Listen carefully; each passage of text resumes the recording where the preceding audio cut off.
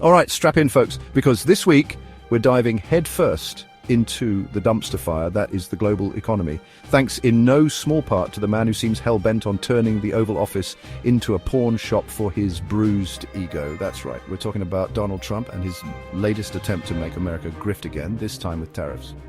In this past week of March 31st and April 4th, 2025, several significant events unfolded that could and will impact the US economy and were influenced by new policies from President Donald Trump. It seems like every time you turn around, there's another headline screaming about plummeting markets, retaliatory tariffs, and the looming threat of a trade war that could make the Great Depression look like a picnic.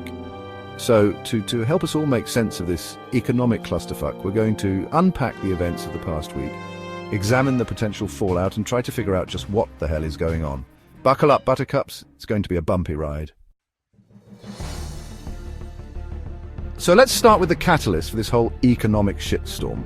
On April 2nd, 2025, President Trump, in his infinite wisdom, decided to slap a 10% tariff on all imports coming into the United States. Now, I know what you're thinking, 10% doesn't sound that bad, and you'd be right if we were talking about, say, a discount on a new pair of Crocs, but we're not. We're talking about a massive tax on goods coming into the largest economy in the world. Trump's justification for this economic kamikaze mission? You guessed it, trade deficits. Apparently, the fact that other countries dare to sell us more stuff than we sell them is a grave injustice that can only be rectified by taxing the ever-loving crap out of everything they send our way. Now, you don't have to be an economics professor with a PhD in common sense to know that tariffs rarely work out the way their proponents claim. In fact, they often backfire spectacularly, leading to higher prices for consumers, job losses in industries that rely on imports, and retaliatory tariffs from other countries. But hey, why let a little thing like economic reality get in the way of a good old-fashioned trade war, right? After all, nothing screams stable genius quite like tanking the global economy just to prove a point, and tank the economy it did. Almost immediately after Trump's announcement, global markets went into freefall. The Dow Jones Industrial Average plunged over 1,000 points, wiping out trillions of dollars in value. It was like watching a herd of bulls in a china shop. Except the bulls were investors running scared, and the china shop was the entire global financial system. The stock market, as we all know, is a fickle beast.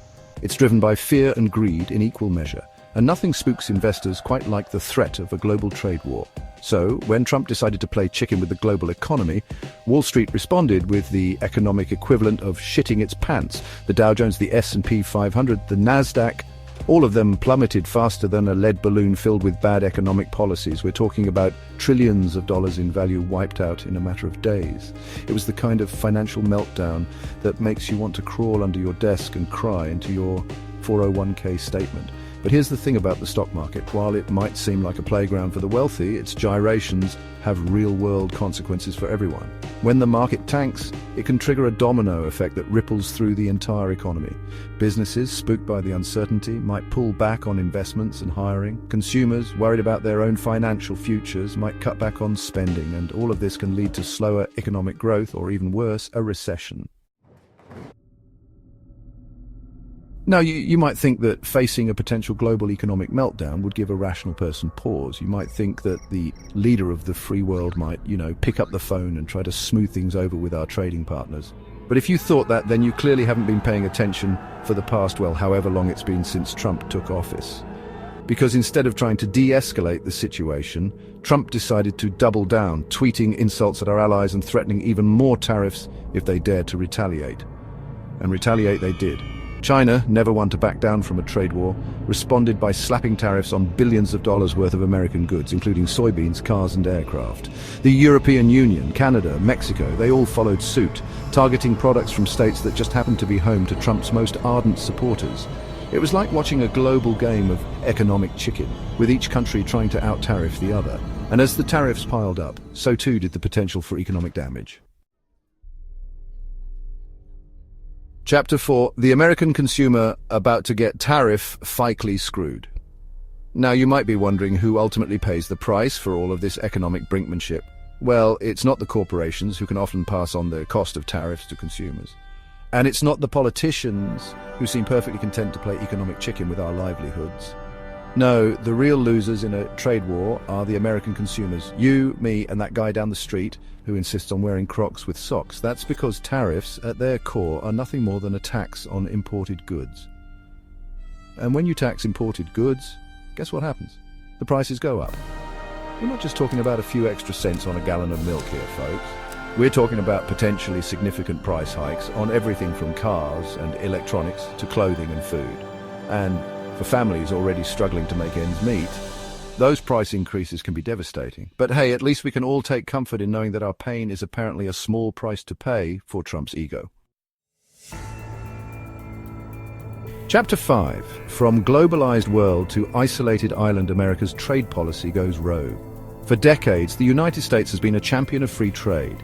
We've pushed for lower tariffs, fewer trade barriers, and a more interconnected global economy. And for good reason. Free trade, when done right, can be a powerful engine for economic growth, lifting millions out of poverty and creating new opportunities around the world. But Trump, as he so often does, has decided to throw out the rulebook, embracing a protectionist, isolationist approach to trade that's more befitting of the 19th century than the 21st. He seems to view trade not as a mutually beneficial endeavor, but as a zero-sum game, where one country's gain is inevitably another's loss. This America-first approach to trade might sound appealing to some, conjuring up images of a bygone era when America truly was a manufacturing powerhouse. But the reality is that the global economy is far too interconnected for any one country to go it alone. Trump's tariffs, far from making America great again, threaten to undermine the very system of global trade that has benefited the United States for decades, and the consequences of that could be dire, not just for America, but for the entire world. Chapter 6. Jobs, jobs, jobs. More like yikes, this doesn't bode well. One of Trump's main justifications for his trade war is that it will bring back manufacturing jobs to the United States. He paints a picture of shuttered factories roaring back to life, creating millions of good-paying jobs for American workers. But there's just one problem with this rosy scenario. It's complete and utter bullshit. The reality is that the manufacturing jobs that Trump so desperately wants to bring back are long gone, replaced by automation and cheaper labor costs overseas.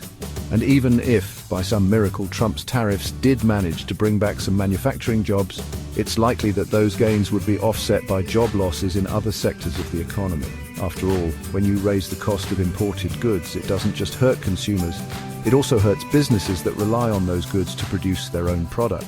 So instead of creating jobs, Trump's tariffs are more likely to lead to job losses, as businesses are forced to lay off workers or even close their doors altogether.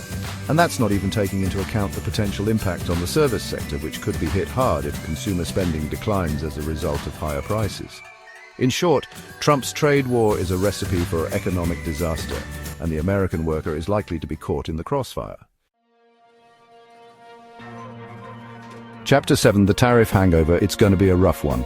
In summary, the implementation of the 10% global tariff has led to immediate financial market volatility, prompted retaliatory measures from key trading partners, and raised concerns about potential negative impacts on the US economy, including higher consumer prices and potential job losses. The economic fallout from Trump's trade war is only just beginning to be felt. But one thing is clear, this is not going to end well. The global economy is a complex and interconnected system, and Trump's attempts to bully it into submission are only going to make things worse.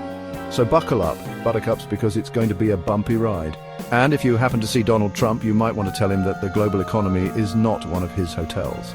He can't just slap his name on it and expect everything to work out in the end.